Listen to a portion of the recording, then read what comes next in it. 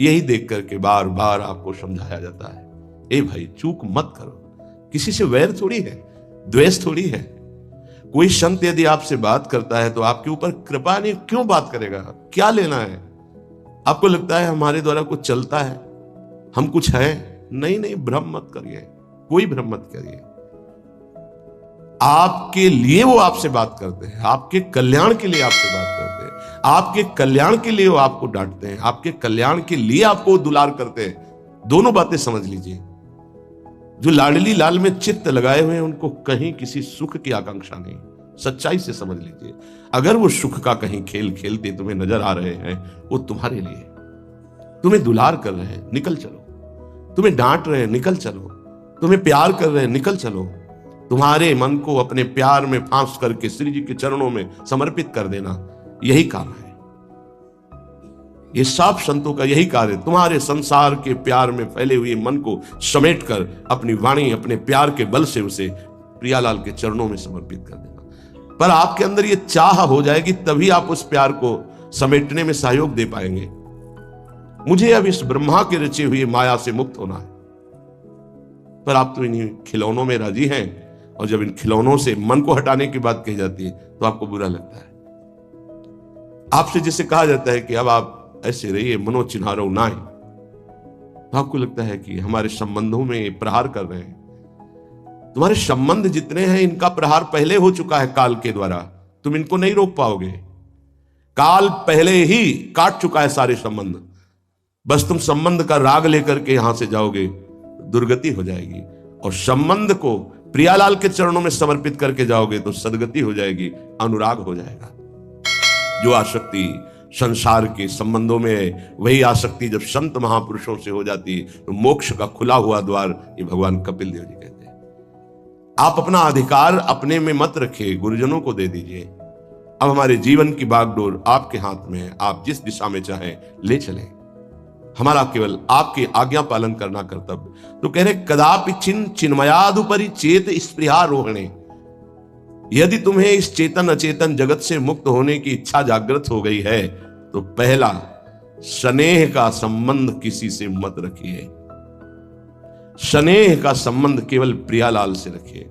वही स्नेह जो माता में, जो पिता में, जो भाई में, जो बंधु में, पत्नी में, पुत्र में, वही स्नेह प्रियालाल को चाहिए। आप और सब कुछ दो, भगवत प्राप्ति नहीं होगी। ये स्नेह दे दो तो भगवत प्राप्ति पक्की हो जाएगी।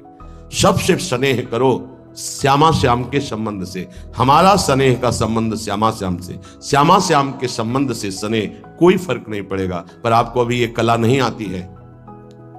आप जब तक एक बार समस्त संबंधों के स्नेह को बटोर कर प्रियालाल के चरणों में समर्पित नहीं कर देते, तब तक आपको लगेगा, वाणी से बोलोगे कि सब भगवत भाव से ही, लेकिन पूरा राग यही है, ये हमारे अमुक है, हमारे अमुक है। इसलिए इस रहस्य को समझो, पहले हटो, फिर जब वो राग अनुराग में बदल जाता है तो फिर पूरे विश्व से प्यार करो, कोई फर्क नहीं पड़ेगा। सब जीवन शुभ प्रीति रीति निवाहत आपनी, क्योंकि वो रीति जानता है।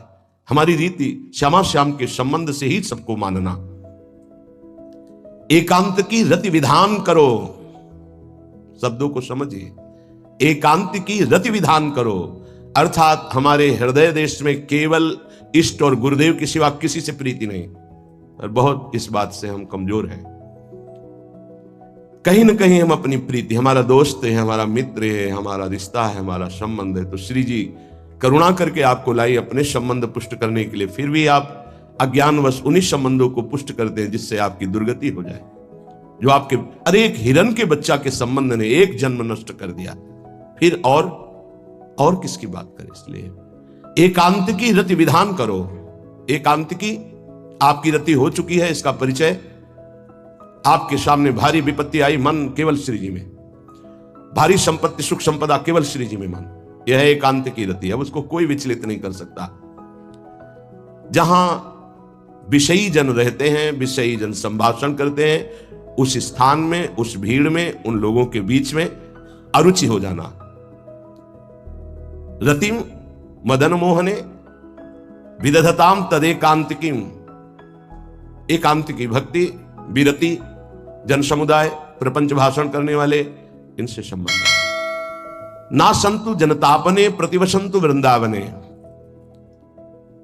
जनता अर्थात केवल विषय प्रपंच की वार्ता करने वाले, तापने, हृदय में ताप पैदा हो उनके संग नहीं, मुझे संग नहीं। कोई भी हो, प्रिया प्रीतम से तुम्हें मतलब नहीं, उनकी चर्चा से मतलब नहीं, उनके संबंध से मतलब नहीं, तो हमारा आपसे क्या संबंध? देखो, जगत के संबंध प्रियता दिखा करके भोग सामग्री दे सकते हैं, धन दे सकते हैं, व्यवस्था दे सकते हैं, पर प्रियालाल की प्रीति नहीं। पूज्य श्री रघुनाथ दास गोस्वामी जी जब अपने गृह का त्याग करके महाप्रभु चैतन्य देव की शरण में गए, 2-3 दिन जो महाप्रभु को भिक्षा आती थी उसी से महाप्रभु दे देते। उनको लगा कि नहीं, जीवन जब महाप्रभु को समर्पित है तो हमको जीने का ढंग सीखना चाहिए, कैसे हम विरक्त होकर के जिए। इतने में घर से भेजे हुए बहुत से सेवक, रुपया, सामग्री, रसोईया सब आ गया, क्योंकि बहुत बड़े धनी थे उनके पिताजी और पिता के भाई, दोनों के बीच में एक लाड़िले पुत्र थे पूज्य श्री रघुनाथ दास गोस्वामी, जिनकी समाधि राधा कुंड में विराजमान है। अब सुंदर सुंदर पकवान, भोग सामग्री घर के भेजे हुए रसोइये सब बनाते, प्रभु को भोग लगता, महाप्रभु चैतन्य देव को भी। और फिर विचार किया, क्या ये माता पिता के द्वारा दी हुई सुविधा वैराग्य में कलंक नहीं है? मेरा जीवन प्रभु के लिए, क्या मैं प्रभु आश्रित नहीं जी सकता? जब विरक्त हो गया तो माता पिता के द्वारा दी हुई भोग सामग्री से जीना निषेध है। प्रवृत्ति और निवृत्ति 2 मार्ग हैं। प्रवृत्ति मार्ग में स्वयं अधिकार हो जाता है पुत्र और पुत्री का माता पिता की संपत्ति पर, निवृत्ति मार्ग में नहीं, स्वीकृत नहीं है। निवृत्ति मार्ग में स्वीकृत नहीं। जिसने इस स्वीकृति को स्वीकार किया वो कच्चा ही बना रहता है पूरे जीवन, पक्का वो कच्चा बना रहता है। ये दृढ़ बात समझ लीजिए। आज तक इतिहास है विरक्तों का।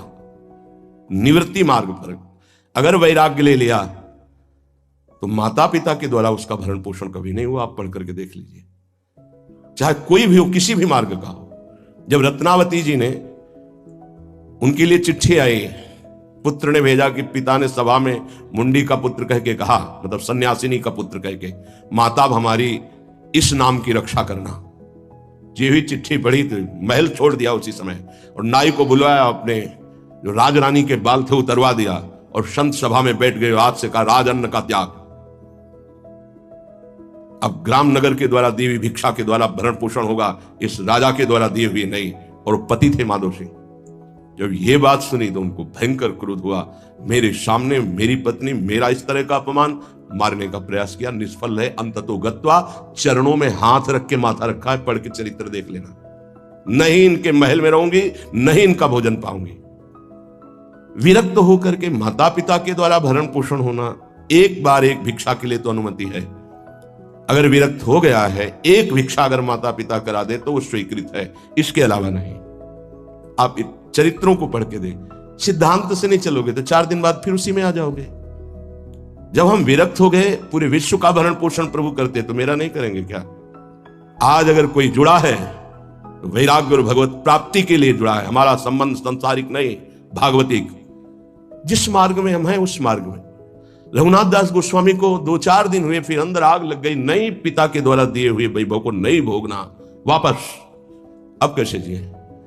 जहां सिंहपौर पर जगन्नाथ जी के सब भिक्षुक खड़े होते थे, उन्हीं के बीच में खड़े हो गए। अब जो बांटते हैं तो उनका स्वभाव है लेने वालों का दौड़ दौड़ कर आगे लेना। कभी कभी मिलता उनको, शांत खड़े रहते तो पा लेते, नहीं मिलता प्रसाद तो भूखे रह जाते।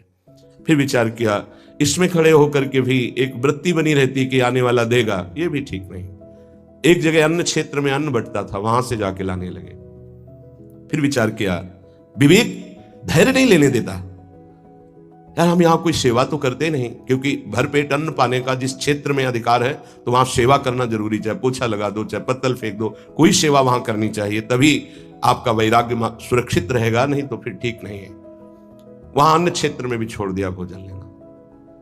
आप कैसे जिए? तो रात्रि में जो महाप्रसाद गाय को डाल दिया जाता था, गाय भी छक के जब नहीं पाती थी तो वो रात्रि के 10-11 बजे निकलते और वो महाप्रसाद जो पड़ा रहता उसको उठा के लाते, जल से धोते, सड़े सड़े निकाल के चावल, फिर उसे पाते। महाप्रभु ने पूछा, गोविंद, गोविंद दास सेवा में रहते, गोविंद ये रघु अब क्या पाता है?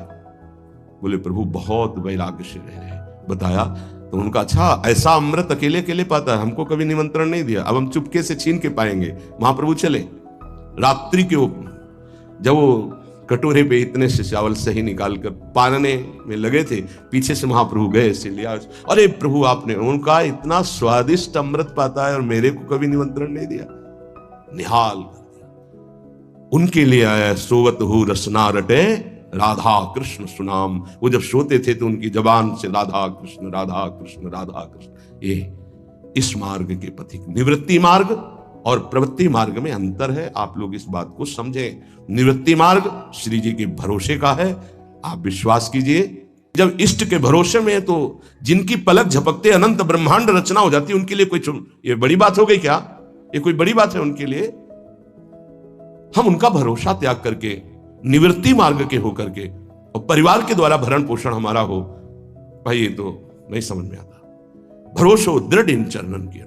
निवृत्ति मार्ग तो निवृत्ति मार्ग, प्रवृत्ति मार्ग तो प्रवृत्ति मार्ग, प्रवृत्ति निवृत्ति, निवृत्ति में प्रवृत्ति, बहुत समझकर संभल कर चलना पड़ेगा। जो मार्ग भगवान ने बनाया उसके अनुसार। तो कह रहे न संतु जनता, तुम्हारा व्यवहार जनता से नहीं होना चाहिए। व्यवहार शून्य व्यवहार है, ध्यान रखना।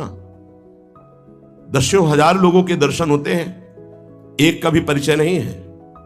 हजारों लोगों से संभाषण है, एक भी हमारा मित्र नहीं है कि ये हमारा है, तुम लोग इसके साक्षी हो। ये हमारा बंदा है, एक भी नहीं है। सब श्री जी के हो, श्री जी से संबंध है। मैं सिर्फ एक नौकर हूं, श्री जी की बात आपको बता देता हूं, आपकी बात श्री जी को बता देता हूं। हमारे श्री जी, इसके सिवा कोई नहीं। एकांत की रति, जनता से संबंध रहित, श्री जी के संबंध से सब जीवन सो प्रीति। श्री वृंदावन में वह चिदानंद रस को प्राप्त होता है। यह है रहनी। वृंदावन इह विधि बसे तज के सब अभिमान, तृणते नीचो आपको जाने सोई जान। ये समझ जाओ किस बात का आश्रय लिए हो। जिनको ब्रह्मांड रचने में सेकेंड नहीं लगाए, वो हमारी प्रियाजू के अधीन है। हमको कुछ अपनी व्यवस्था के विषय में सोचना, मानो शरणागति के विषय में आपको अविश्वास, कलंक है ये बात। हे, बिल्कुल भरोसे पे हो जाओ, फिर सामने देखो क्या होता है। बिल्कुल भरोसे पे हो जाओ। गुरुजनों ने कभी भी अन्य आश्रय नहीं होने दिया, कभी भी। अन्य जगह जगह बचाते, वो जानते हैं कि अन्य आश्रय, धन का आश्रय, वस्तु का आश्रय, व्यक्ति का आश्रय। तुमसे सच्ची बताते हैं, गुरुजनों की कुछ बातें बाद में समझ में आती, पहले समझ में नहीं आती। केवल श्री जी का भरोसा रखो, जिसने आज दिया है वही कल देगा। बात समझो, सत्संग की बात को समझो, परमार्थ की बात को समझो। तो जब कोई हमारे जीवन में प्रश्न आता तो जो नील चादर ओढ़े हुए विराजमान है, उनकी चादर की तरफ देखते, आकाश की तरफ। बाहर निकलकर आकाश की तरफ देखते, तत्काल उत्तर मिला है हमको, तत्काल भाग, यहां से भाग। झोला टांगा, रात्रि में भागे, जब भागे तब रात्रि में भागे। भागो भागो भागो, भागते भागते अब पायो परम विश्राम। अब वृंदावन, श्री वृंदावन विश्राम, सब सोहित निष्काम मत, श्री वृंदावन विश्राम। भागते रहो, संबंधों से भागते रहो, आश्रयों से भागते रहो। एक आश्रय केवल हरि गुरु का, बस एक विश्राम स्थल। जैसे आप रखो, जैसे आप रखो, हम उसी में राजी हैं। प्रेमानंद का बच्चा होकर के तू उदास हो जाए? नहीं यार, फांसी का भी अवसर आने पर हमारे देशवासियों ने जय हिंद बोलकर फांसी चढ़ाई है। देशभक्ति में भी तुम श्यामा श्याम के भक्त हो, शरीर रोगी हो गया तो मुस्कुराओ।